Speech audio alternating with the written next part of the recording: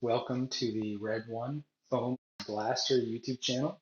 Today we will briefly review our first self-hosted Nerf battle. My name is Grayson and I'm going to be interviewing Kyle, the host and the coordinator of the event. Hi Kyle. Hey, what's up, Grayson? So to start off, the big question is overall, did you enjoy the event? I really did enjoy the event. I thought the game modes were good and the cover layout was pretty solid. I mean, there were a few things that were meh, but I had a lot of fun. That's good, that's the goal. It sounded like everyone had fun too. Yeah, that's what they told me. So, Just trust them on that. Okay, yeah, so I'm sure we've already talked about quite a few of the things that we'll cover. That's all right. We'll just go over it again for the YouTube channel.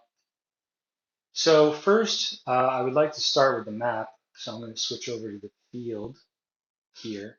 And if you wanted to pull up that image, hmm if you had any quick thoughts, I know we don't have like a whiteboard or anything, but yeah, and this map is approximate. It's not to scale. It's just kind of from memory. yeah, it's pretty close. When I created the map, I did have some thoughts, and it kind of played out how I wanted it to, with these the blue squares that had windows that were in line with the trailer in the middle. Mhm. And they we also it provided cover for you to leave the trailer without getting shot if you were quick enough. So if you were like in the trailer and you wanted to run to the like back to this white car, you were able to come out of cover where there was a line of sight, but you could be quick enough or with suppressive fire able to get behind it and then retreat back to the white car.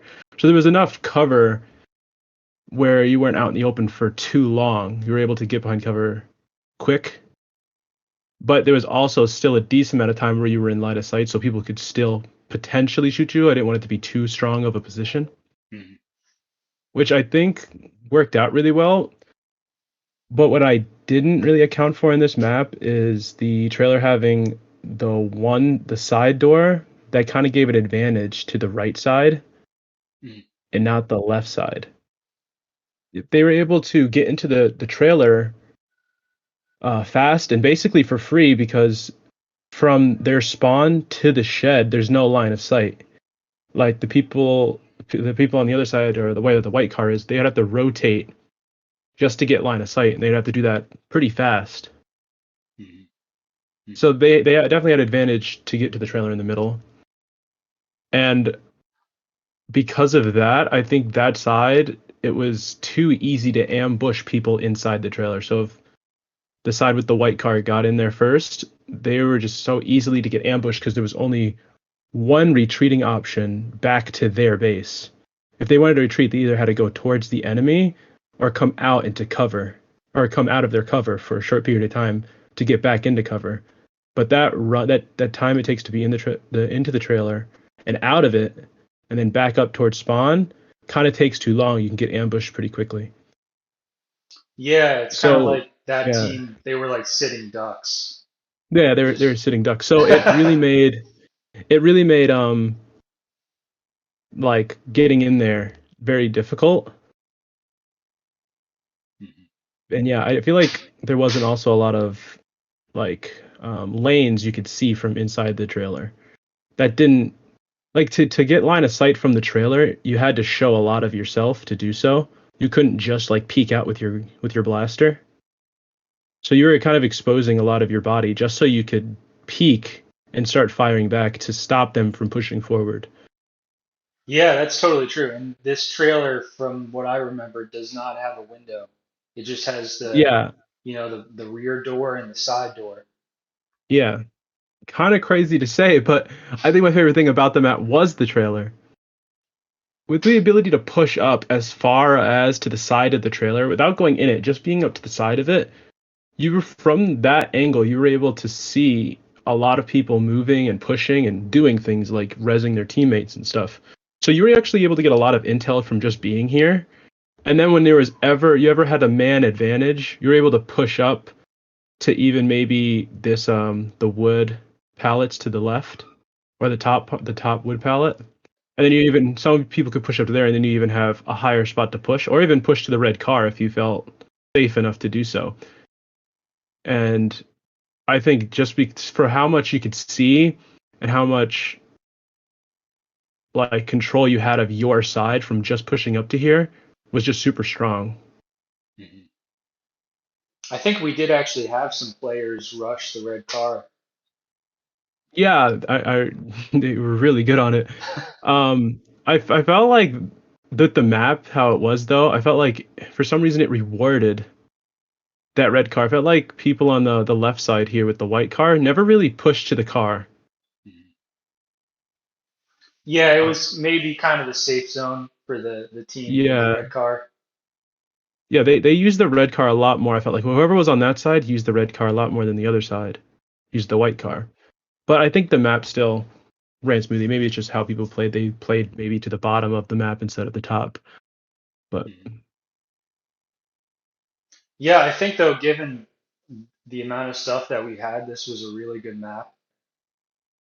yeah, like I said, I did like the map. I felt like the line of sights that we had were really good. They also weren't too big. Um, because I've seen some maps and played on some maps where I felt like there's not enough cover and it's just too much wide open spaces. So running to one cover to another is just so dangerous that most people don't do it. And then it leads to camping. And I didn't want camping to be a thing. I wanted people to be able to move if they felt like they had to. And since there was a decent amount of cover and not huge line of sights, especially with how the range of Nerf blasters are, that they felt safe enough to run behind cover without causing any really big camping situations. Yeah, I don't think we really had much camping. Maybe briefly, but overall it felt fluid. Yeah. So for the next time, is there anything you would add to this map? Um, I don't know if I'd add more cover or different cover instead of these cars. Because the thing about the cars that they were good, excuse me, but the car itself has a line of sight shift. So like obviously the top of the hood of the car is higher than the top of the car, or the hood of the car is lower than the top of the car. And also they had windows, so people were able to look through those and get free knowledge without doing anything dangerous. They didn't have to peek, they didn't have to shoot. They would just look through the windows and they got enough knowledge to know what they could do next.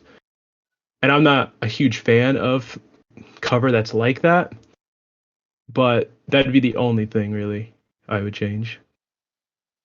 I don't think at any Nerf events we've been to, there's ever been like so see-through cover. I mean, we've had like tarps and stuff where you could peek out the side, but Yeah. never was it like free. Yeah, it was pretty free. Like I remember being trapped inside the trailer and I was stopping them from pushing me from the red car, but they were able to just look through the window and see me to know exactly when they can peek and when not to peek, which gave them such a more higher advantage than I did. So I was at more of a risk. So the best option for me was to back up more. But when I did that, my team got shredded because they didn't back up. So yeah, they just had gained so much knowledge without doing anything risky when you're near one of the cars. And I'm not a huge fan of that in particular. So we covered the map pretty well. If we wanted to use this slide to talk about either team, maybe we could start with the team building or the players. So, what did you like about the teams? Yeah, not to go crazy. I mean, there was a lot of new players there. So obviously people, just jump in and try to have as much fun as they can. Um, the teams I think, were kind of well balanced. There was a lot, like I said, a lot of people that didn't know what they were doing and what they did, and then I also divided it by who had certain gear and who didn't. So I feel like the teams were fair, but some people, like obviously, were bringing their own weapons and some couldn't. Um, but I felt like a lot of people on the one team, the yellow team that you were on, Gray, there was enough of you people that had like good blasters compared to my side, or I shouldn't say really good blaster, but more probably range and were able to be used a lot more effective than the people on my team. Like I think your team had your Griffin, a Mark K3, and like a pretty well done Strife that had a really good range. But on my team, like, kind of we had two Griffins and an MK3, but because of how the edge sides were, I felt like the Strife had so much power, and then on the other side, it didn't. Like, it's really hard. Like, one person on my team also only had a really close quarter weapon that had like no range at all. I mean, they were good for suppressing fire, but when you're not holding a lot of magazines because you don't have the gear that someone else does, you run out of ammo quick, and with it also not going very far, were you really effective? Like what were you really accomplishing? Did you guys have the gel guns? Did you have Gavin also on top Actually, of the no, hyperfire? yellow team. That's another thing. Thanks for reminding me. But yellow team also had gel blasters. I'm just not used to it. Like I've never played with Nerf and gel blasters at the same time. This was the first time this happened. But I felt like the gel blasters had a lot of range. They were full auto. They never had downtime for reloads. And I felt like the radius for their full auto was pretty big. So with you guys having, excuse me, sometimes two people with gel blasters, while my team had none, you had so much more range with those. And then the radius. So one person could push him with a gel blaster on the shed, or the trailer, I mean, and they could just annihilate anyone there by just peeking their hand with the blaster there and just holding the trigger and just waving it. Like no one's surviving that. Absolutely no one. And sure, you could do that same thing with the MK3 and put it to full auto, but I felt like it's just not the same when you have like an actual rifle doing it versus a pistol doing it. Like you were saying, even with the MK3, if I ran in with it and full auto the trailer, at the end of that, I have to reload my mag. That's some downtime. The gel blasters had no mag problems. They could spray that and get in right in there and keep going on the fight. They don't have to stop to do anything, which kind of changed the how the game flowed. But I just got to get used to it. I think it wasn't too bad, but I think weapon comp was kind of something that could have changed and been better. Maybe this is a good time for me to ask, would you allow gel guns in the next event? I think I would.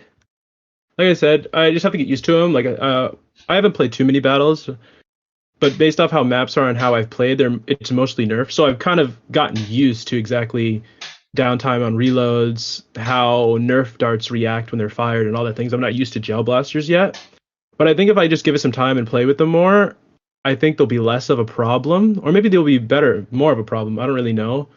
Or maybe if I just switch up my weapon, like okay, someone's using a gel blaster, maybe don't use a flywheel, maybe use a Springer that has more range, and try to take him out from afar. Say, hey, you push one side, I push the other, and even if my one teammate goes down, we get rid of their gel blaster, which has such strong, rate of fire and stuff. Yeah, so for team composition, what would you do differently? Depending on game mode, I think for medic, I would have liked to switch to a Springer. The thing about medic is you don't want people to know who your medic is, but you also want them to be going around rezzing. So it's really fun and funny to see different people using like their ideas on how to rezzing people without getting them to see you res them. Like two people go to one person and they both touch them, and then the enemy team doesn't know which one was the guy. But I Yeah. think having a Springer or something with a longer range stop pushes. Like I said, specifically when you have like the cars that have line of sight all the time, I think the ability to stop pushes accurately would have been a great help. And I think it would have been really strong, actually. I think it would have been really strong. So, like another reason why I think it would be strong is, like I said, there's lanes here that aren't too big. But like I said, a lot of these other flywheel blasters don't have as much range. So some of these lanes I felt like weren't being used very effectively because of the range that blasters had. If we had a Springer that had more range than these flywheel blasters and more accurate, I feel like people would have got punished a lot more from running to the trailer and just get punished from moving to cover a lot more than they did. Yeah, I agree with that. So moving on to the fun question, what gear should we buy for the next event? So there's obviously like main gear, like without like thinking about too much on what the best weapon is and what weapons to buy. But if you would just buy gear to have magazines and a way to place your magazines on your person, the best thing to do really is get a airsoft vest. There's a cheap one on Amazon called the NC Star AK chest rig. It used to be cheaper, but it's like $32 right now. It's solid. Many people recommend it in the Nerf community. It'll last for years, and it can hold 6 mags, and you still have like 2 side pouches for other things. I definitely recommend it. I've been using it for a few years now, and it's have given me zero problems. So I recommend that. And then magazines. Obviously, people provide their own magazines, and so I was providing magazines as well. But having your own, so you don't have to worry about using other people's and getting used to how magazines run, I think is very important. So buying your own 18 round magazines or 22 round magazines is super important. Because I mean, I know a lot of people were using drums because they didn't have a chest rig to hold magazines. And I personally think drums on flywheels isn't good because they were originally made for springers, if I'm not mistaken. And the feeding is too slow for most flywheel blasters. So I think you just stick with magazines, and getting a 18 or 22 round magazines is just really good.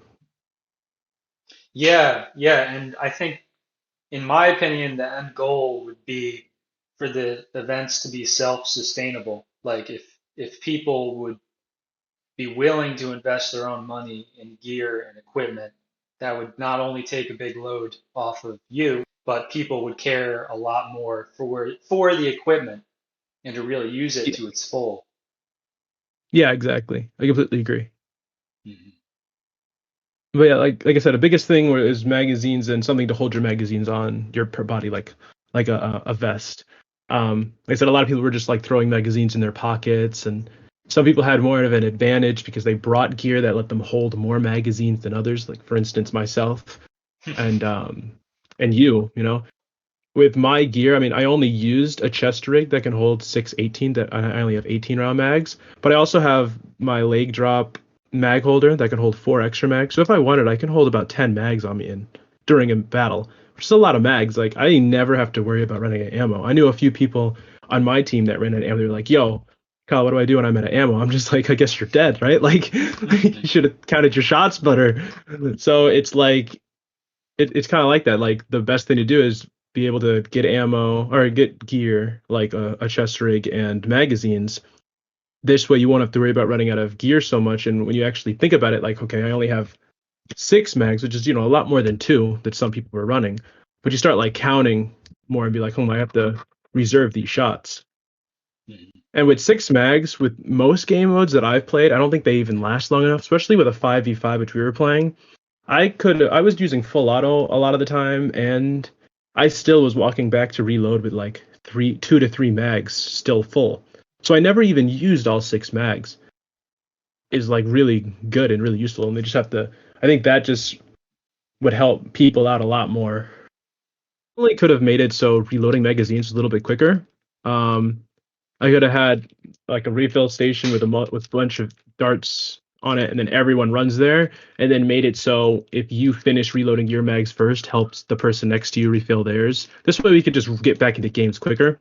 And I guess it's kind of like the same thing for dart pickup. Sometimes people were, slacking off and fooling around and not actually picking up darts. I could have been more strict on that, and been like, hey, pick up these darts. Because the faster you do these things, like refill your magazines, pick up the darts, the more games you can play in the limited amount of time. And if you're actually enjoying yourself while playing, then do these things so you could play more games. I know it's not really enjoyable, but I also believe it's part of the Nerf battling experience. So you need to be doing it. Yeah, and I don't know so much if there's anything we can do besides either buy people these vests or encourage them to buy them. Like, I don't think there's any printed alternative, and unless we're going to get Yeah. into duct tape, I don't know. I mean, if you want No, to try the duct tape stuff, I would totally be willing to. so I don't think we need to. So far, a lot of people have asked me about, hey, based off of this thing, what would you recommend? I bring like I was nervous for this first game to tell people, hey, buy this for the event, because if they weren't going to enjoy themselves, I wouldn't want them to spend money on something and then they never touch it again. But a few people there were like, dude, you should have told me about buying this, that, and the third. I would have bought it and blah, blah, blah. So I think we don't really have to worry about buying these things moving forward because they've already said that they want to.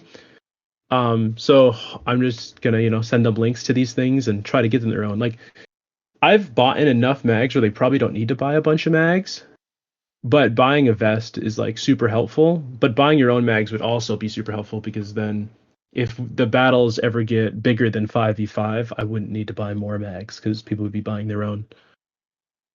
Yeah. Yeah, and that's actually a good point because now you have the player buy-in, like you said. Now you know that these people actually enjoy it. They know what it is. They know they enjoy it. Makes a lot of sense now that maybe they would be more likely to buy their own stuff. You have any thoughts on the chess timer, or we're going to put control on hold for now? So I'm gonna try to do a little bit more research and try to do that a lot better. But for now, I think it might be off the table until I figure out something. Okay, well, I guess we'll wrap up here. Thank you for coming on, Kyle. Yep. Thanks for having me. All right, and we will catch you next time. See ya.